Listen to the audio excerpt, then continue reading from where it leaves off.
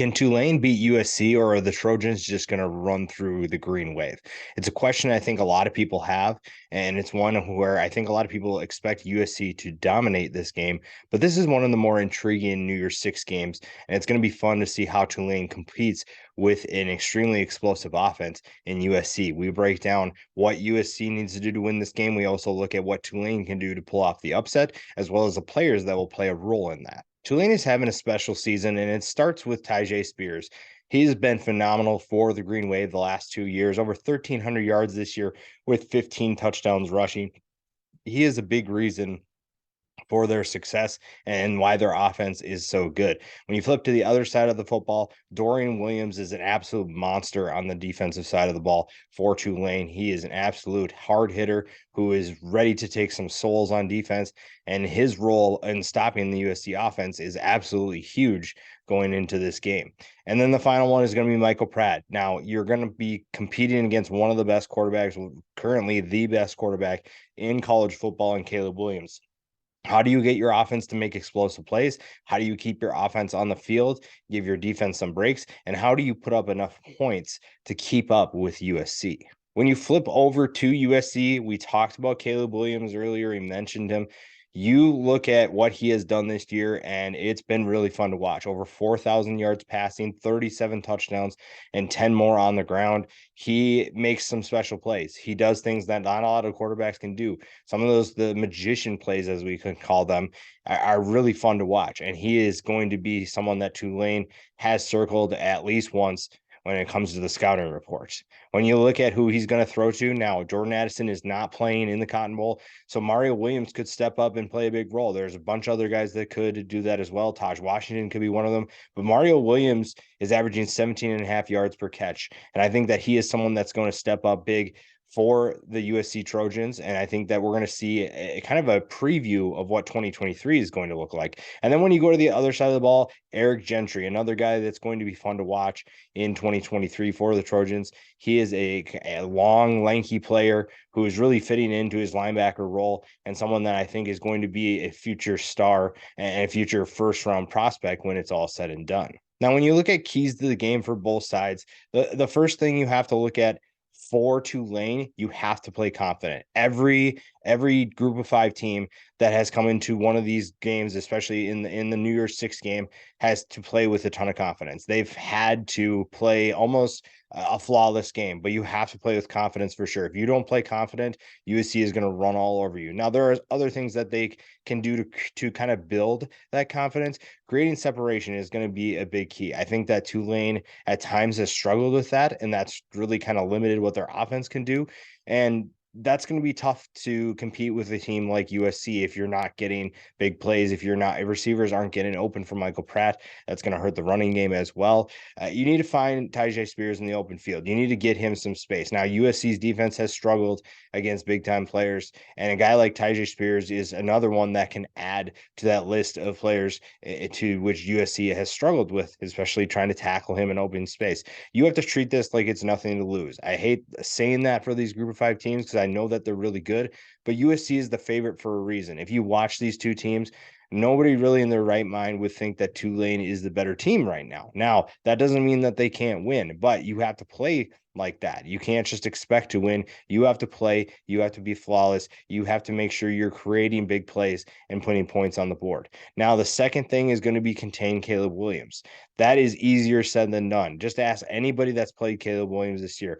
Slowing him down is not the easiest task. Caleb will shred you at any point in the game. He is more than capable of making big time plays. And even when you think you have him, you probably don't. So if you're not careful, he's going to hurt you. He's a player who has great arm talent. He's an explosive playmaker that can make plays with his arms and his legs.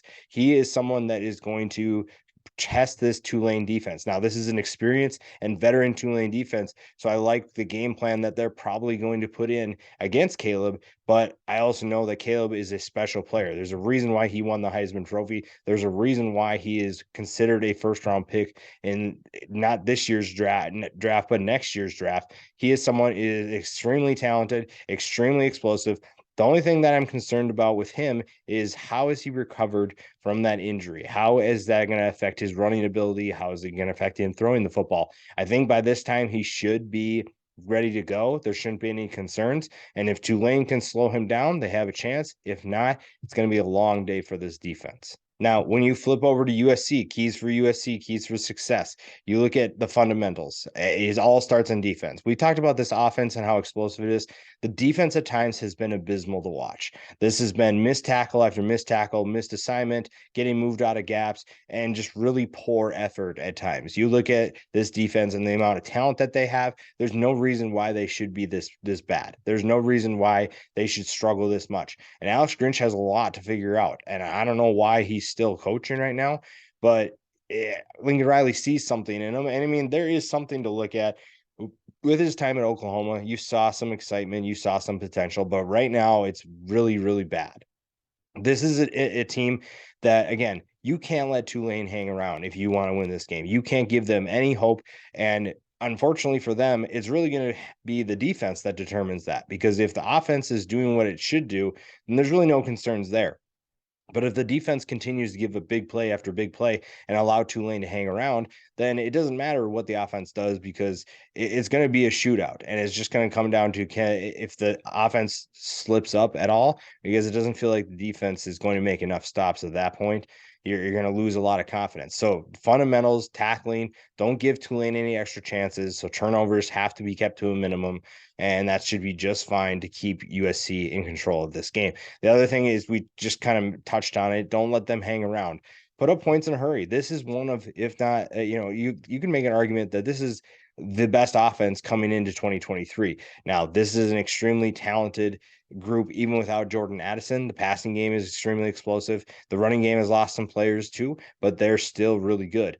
Tulane's offense is not designed to keep up in a shootout. This is a team that can score points, don't get me wrong, but Tulane, as we've seen, is not a team that's going to go score for score. They're not going to go punch for punch.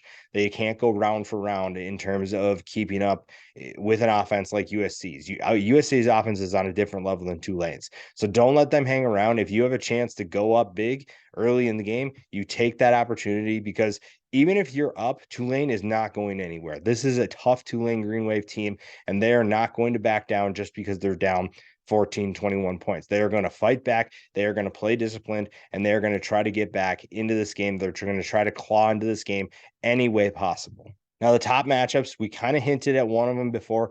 Dorian Williams versus Caleb Williams. Now, Dorian is a 6'2" linebacker for Tulane, and he is really fun to watch. He flies around the field, and he has a ton of power when he meets the ball carrier. Now, Caleb Williams is extremely explosive, like we mentioned. He is extremely elusive, especially in the pocket, and when he gets in the open field, he is a highlight reel waiting to happen. And he is someone that is going to be a big determining factor in how many points USC puts up. USC is going to score. It's just a matter of how many, and guys like Dorian Williams have a big opportunity to showcase what they can do. Now, not a lot of people know who Dorian Williams is. If he has a big game against Caleb Williams, you're going to know that name a little bit better. So if you haven't heard of him before, I recommend going to watch him and see what he can do against Caleb.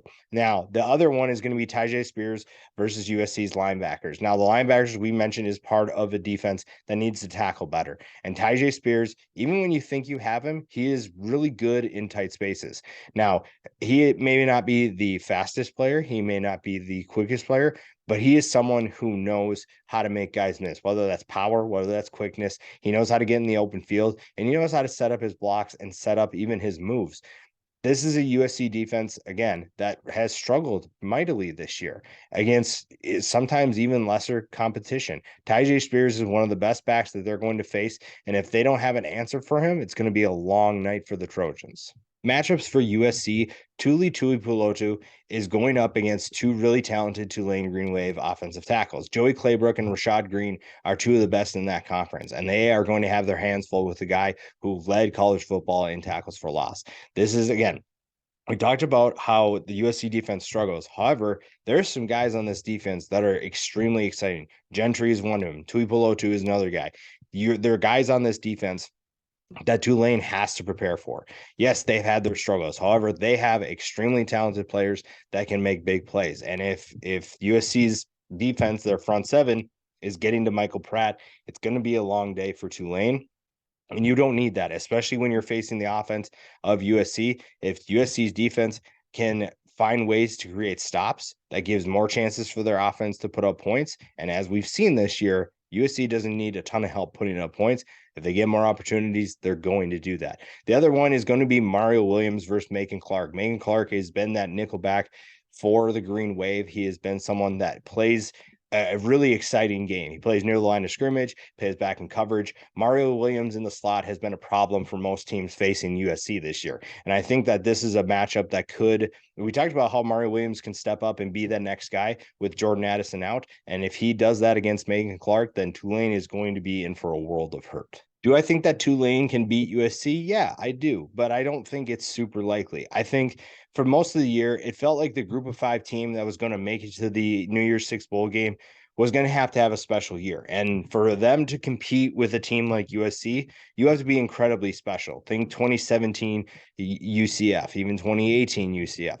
Those teams had an extra factor that I don't think this Tulane team has. I don't think that any group of 5 team really had it this year. And that's why I believe USC is going to win this game. It's just a matter of how much. Now, if I'm wrong, great. Super entertaining game for Tulane, super entertaining New Year's Six game. But I think that USC is the better team. And even with their struggles, they're just vastly better than Tulane is. Now, if Tulane wants to keep this low scoring, if they do what they did against Kansas State, they're going to be just fine. I just don't know if they have enough answers for a guy like Caleb Williams, and I don't think they have enough to stop USC's offense enough to for their own offense to put up enough points. It's going to be fun to watch. It's going to be interesting to see what Tulane can do. It's been a special year. It's been a good year for the Trojans as well, and this is going to be one that you definitely want to buckle in for.